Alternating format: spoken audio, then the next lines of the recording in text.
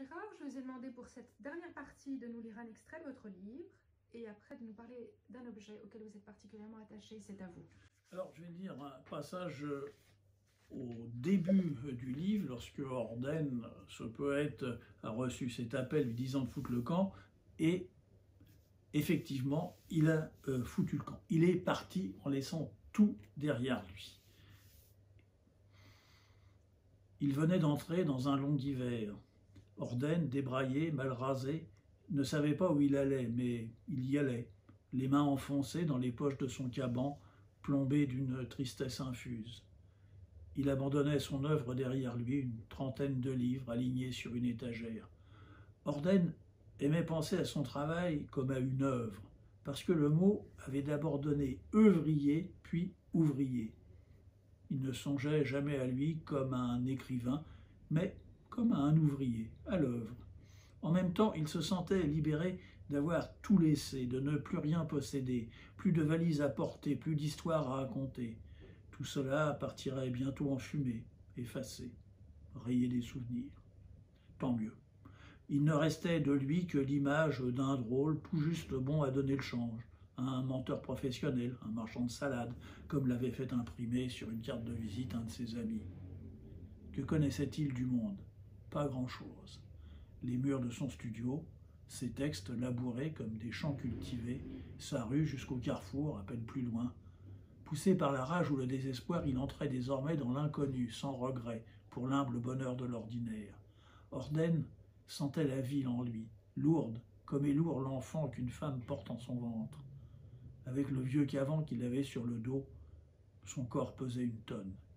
Rien ne lui permettait de se retrouver ni de s'orienter. Une brume nauséabonde, si épaisse qu'on n'y voyait pas à 10 mètres, l'entourait. Mais était-ce du brouillard ou la nappe de pollution aussi dense qu'un mur de béton?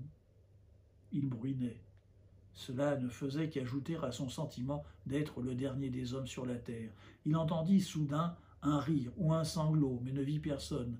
C'était plus humain que bestial, plus funèbre que vivant. Son imagination? Il ne voyait qu'une solitude nue et sordide, n'entendait rien qui puisse le consoler.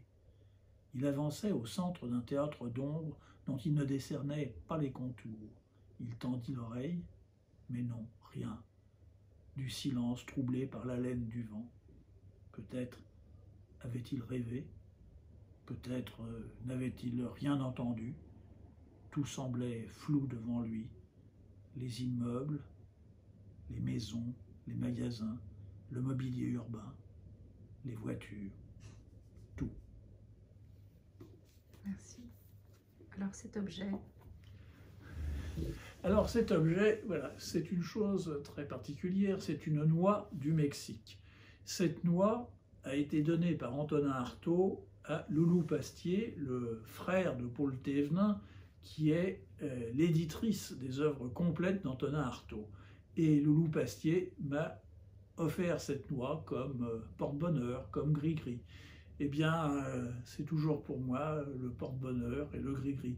Et d'ailleurs, en le regardant, je pense que ça ressemble beaucoup aussi à un chercheur de chant pour le cinéma. Vous voyez, on regarde là, on se dit, tiens, qu'est-ce que je vois?